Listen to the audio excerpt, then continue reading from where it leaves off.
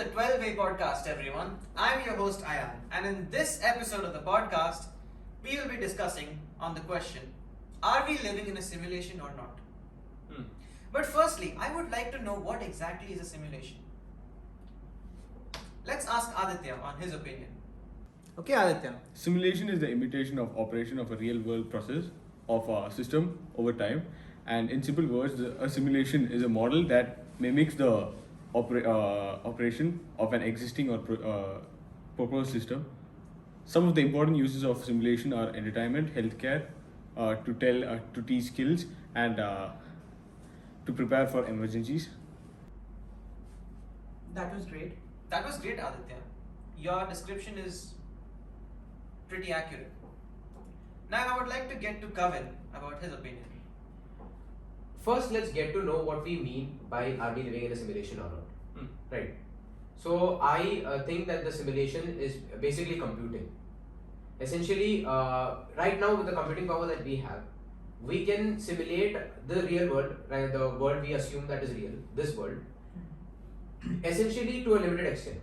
Right. But what if we have the computing power to simulate the world one to one?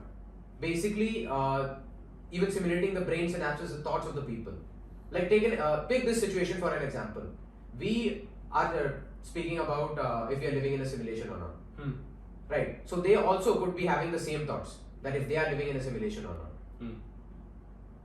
That's actually really valid and interesting to think about. Point to think about a lot.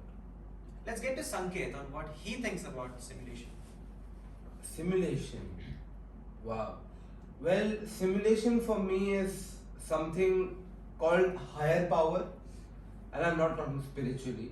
Higher power in the sense that there are two options for higher power. Either we are the higher power and we don't know about it, or we're still in the process of evolution to become that higher power and finally create our own simulation. Now, for me personally, I think we are not the higher power, and I believe in simulation that yes, we live in a simulation that can be proven or backed up by a fact of civilization. Because if you think, the universe was created about 14 billion years ago, right?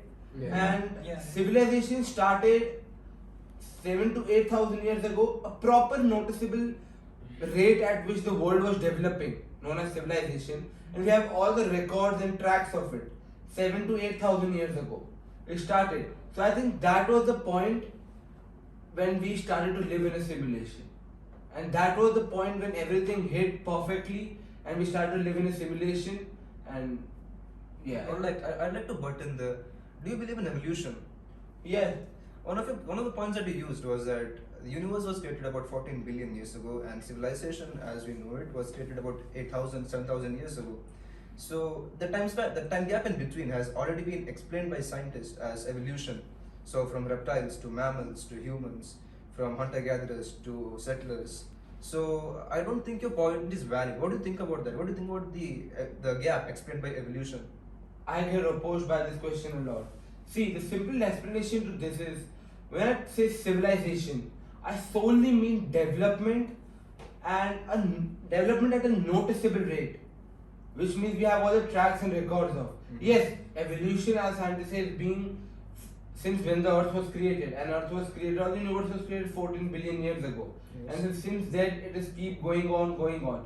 But civilization solely development at a higher rate, which we have a track record of. I think that was when simulation started. Also think about, why don't we have records of the older thing? Why do we just have records of 7 to 8,000 years ago specifically? Because I believe that was the point when simulation started. That's a good point. Yes, That's good actually a point. good That's point, valid. actually, because if you think about it, the early humans, if it was ever running, they would have the records of what happened before that, but we don't have the records of that. Sit like this, sit like this, sit absolutely like this.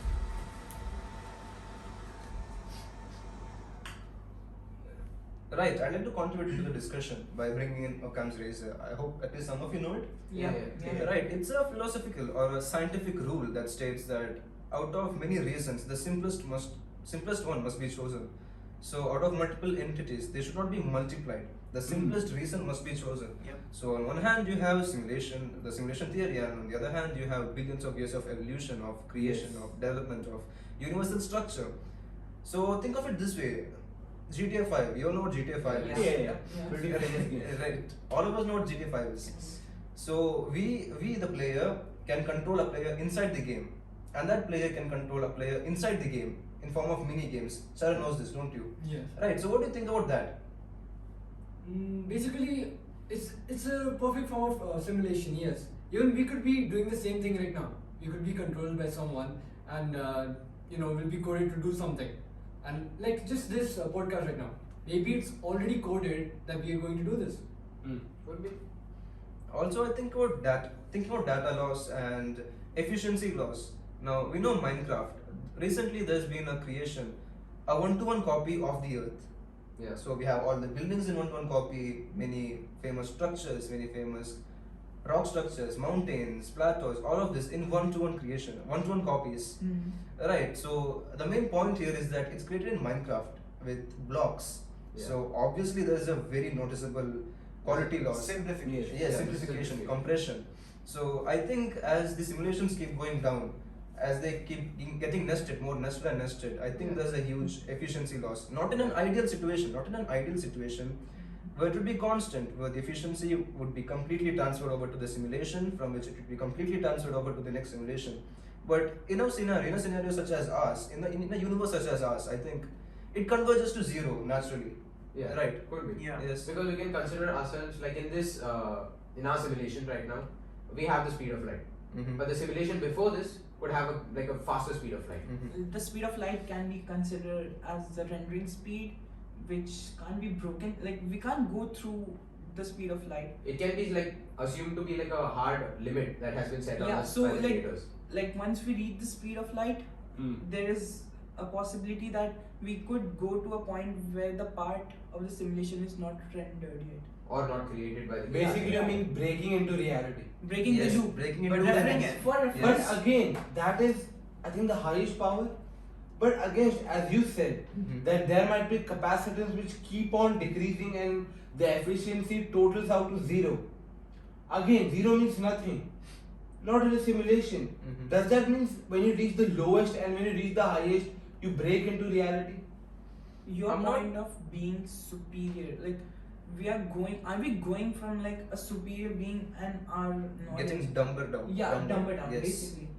I think a fairly good way to know if you're living in a simulation is to break it, and that is why. Then that is physically impossible. Yes, Yeah. except it's physically impossible. So, in hypothetical scenario, a good way to know if you're living in a simulation would be to break it, and to break it, you would travel faster than the speed of light. So And we are bounded by limits like fate, time, and some other possible things. Define structure concept. Another way to know would be to create a simulation. Once we get advanced enough, we are in the 21st century, and the quantum leap is the talk of the town.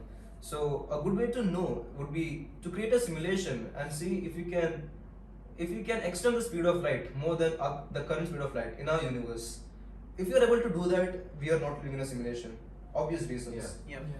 If we are able to do that, Back to let's the go. point of your NPC talk, the non-playable Characters, yes. from GTA, what you were saying. Mhm. So, what if like we are a simulation, and if we could think, if we provide them the same amount of artificial intelligence, like the max capacity or at which we are thinking right now, Mhm. so could it be possible for them to think the same way we think? Could they think that Exactly. they are part of Very a nice. simulation? But again, Yes. it means that they again break back or come up into simulation, because as you know, simulation is time lag.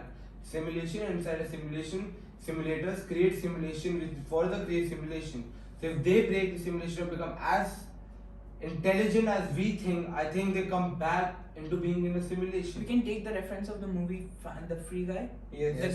The guy is I mean, basically yes. coded. He's an NPC. He breaks out of the loop somehow. Mhm. So could it be possible that there is a loop for us? We are stuck like time. We are stuck in a time loop basically. We are just going forward in time. We cannot possibly go back. Yes. Yeah. I think Again, that Stephen will be part of Hawking. simulation. Stephen Hawking did a pretty good job of proving that, right? Yes, With his, yeah. with his party for time travelers. I hope you know that. Yeah. Yeah. So we won't be able to travel back in time. Only to the future. Yes. Also, this topic, like Free Guy, a lot of contemporary movies have discussed it, like The Matrix. It's a pretty good Matrix, example. yeah. Yes. So, in which the main character Neo, he has to break out. He doesn't break out, but he's given a choice to break out Yeah, and to alter the simulation. by taking the pills. Right? Yes, by taking the pills, right? So, And yeah, so I'm sticking to the point of the NPC thing because I found it interesting. mhm. What if, like, there are people who have found some ways that scientists, like, cut They that. have made major. Yeah, it's like there are people like Newton and those. They have people- made major breakthroughs in their time. Yeah, right. And could it be like we are the NPCs and they are playable characters? The main Yes. part. Again, I would like to reflect. That's very good point. Thinking that, as you said, as Jasmine said, that the intelligence of the people living in the simulation cannot be greater than the intelligence of the creator. Mhm. Maybe they were the chosen one. They were the players. They were the actual, and They were they not had the NPCs. intelligence of the creator on the same level or a bit less, but not more than them. Because eventually, if they had more than them, they would break out into reality. Yes. But they had on the same level a bit less in them. Because if you think about it, we keep studying. Yeah. We founded come back a to lot the of point. things in the past Mhm. 80, 70 years. But as evolving, I don't think we have done too much progression. We in go back studying. to the same We point. keep on studying the same thing, which dates back to them. The originality goes back We to keep them. proving them right. Yeah. Wait. What No. if maybe we are already in a simulation? Yes, and as you told, like Newton and Einstein and everything. Maybe the simulators are trying to help us to increase our intelligence. Basically, maybe increase our intelligence level, maybe equal to them, or maybe even better. Why But why would why they do would so? they That want- clearly why? means we would go out of their rule and break out into reality. Why would they want us to consider break this? the Consider simulation? this. Right. Yes. In a game, suppose you are the playable character. Mhm. Only when you do something, the game actually the story proceeds. Yeah, the storyline is- the story proceeds. That's a very good point. Yes, I think that. So can contribute if to we are others. NPCs, Yes. no matter what we do, Mhm. the story is gonna remain the same. Yeah. But That if is why they players, say time waits for none. Until the greater power, it favors the playable character. Yeah. As I said, the Proceed the story. storyline you can relate it to fate. It can't be changed. it's predetermined. Yeah. And Yes. as he said that we are NPCs, doesn't matter what happens, it just keeps on going. Yeah. Again, that dates back to a good statement. Time waits for none. Yeah. Yeah. Mhm. But whereas the main characters, which we are assuming at the point, like Newton, Einstein, all these All great the people, scientists. Yeah. Yeah. as they made a breakthrough, I think time went on further. Don't think of what if Edison had never discovered bulb. Someone else. Someone else might Others have. might have, yeah. Nikola Tesla was pretty close, I guess. Yeah. Mm-hmm. But But that would But be still, a that whole would have been a different shift in simulation time. from us. That it's not like they were very pretty close to discovering on the same date. There might have been a shift in time. By the way, have you heard the theory that Thomas Alva Edison actually stole the idea of creating a bulb from Nikola Tesla? Yeah, it It's could not be the another. bulb, it's It could the be a player stealing transmission another system. Yeah, player's transmission idea. system. Yeah. It could be a player stealing other player's idea and just progressing the storyline. Yeah, it could be. Both of them could be players. Yeah. An open world game is a pretty good analogy for real life, basically. Yeah. And I think that's the They're biggest. the players, the scientists, Yes. they were competing against each other, and they Mhm. just made these The discoveries. players drive the story forward, as Kavan said. Yeah, right. Yeah. Could Yeah. be, yes. Now about So- determinism, about the future being determined, predetermined. There's an entire branch of philosophy just dedicated to it, Mhm. called determinism by Carl Jung and so many other philosophers. They staunchly believe that everything is predetermined, and if you know the position and the velocity of everything at a single point, you could predict the forward movement and the backward movement. we But I can't do think that. Newton said at a point that the position time of three bodies cannot even be Yes, the discovered three after body That's the certain time. Newton's three-body Yes. problem. Three body problem. Would you elaborate on it? Yeah. So, basically, when you have three bodies, Mhm. whenever they move around, like you can't exactly predict what's going to happen maybe 2 steps later. It's impossible to say exactly, and that's because the problem itself is so complex that it involves multivariable calculus and everything. So it's essentially impossible to predict. But Right. however, the simulator might have all the knowledge about it. Yeah. He is the one or she is the one controlling the whole thing. But we may never know them because of the data loss. I think the Again, quantum the leap. point that Newton might be the main character in a simulation. No, wait. I I think, love the, it. I think the Yeah, quantum one of- leap. I think the quantum leap would be very significant in trying to understand the three-body problem. Right now, we are restricted by binary logic. by bits and bytes. But once you make the quantum leap and once qubits and qubits are in the picture, these multivariable calculations are going to be much easier. Exponent to the power of exponent, that much easier. So I think we'll have a solution for it in the very near future. Companies like Google, they're already working on it. They already have a prototype of what a quantum computer will be like. Right, so I think Newton's three-body problem can be fairly dumbed down. Yes. What do you think about lucid dreams? Lucid dreams, I think, is just a short It can- period of time which gives us the power of being a simulator or the creator. Because as everybody knows what lucid dreaming is, Yeah. it's like when you know you are in a dream but you don't get out of it. So basically, you play both the. You are the creator. You are the You creator are the as well as creator you are and the the- person playing in the simulation. Yes. So maybe it's just for a So short period of basically You are an the actor in a simulator game. and the simulator. Yeah. It's a moderator. Yes. Yeah. That is like a mini simulation in our world Yeah. Yeah, basically. without going into the computer. Just like how he said that Now, game inside. Maybe that This will gives bring in- us the power of being a creator for a very short period of time, which might be negligible. Talking about lucid dreams, this would bring in the French philosopher René Descartes. So he was a mathematician and a philosopher, and he came to the conclusion that the only thing that he can confirm, apart from his ties to Christianity, which included something else, the main point was, therefore I am. I forgot the Latin term for it, but it's very beautiful because it's the only thing that you can confirm. The only thing that you can confirm is you are. I am. Yeah. I can't step into your shoes or your shoes. I can't know whether you have a soul. I can't know whether you're a figment of my imagination or a figment of someone else's You imagination. can't possibly verify that. Yeah, there Yeah, is you no can't way tell, to you verify can't tell it. if the simulation you're living in is the same for everyone. You could have Yes. a different simulation that I'm not a part of. I could be the player and you could be the NPCs, and there'd be no way for me to verify it accurately. Exactly. Yes. It's the same for everyone. I think that again, that means that the reality is for ourselves, because I said I am. Maybe it gives a reality to yourself. Yes, from Occam's razor, that is the most favorable explanation. Only you, only the player, is the real being inside a simulation, which is either created by him or by a scientist. There is this famous thought experiment, the brain in a vat.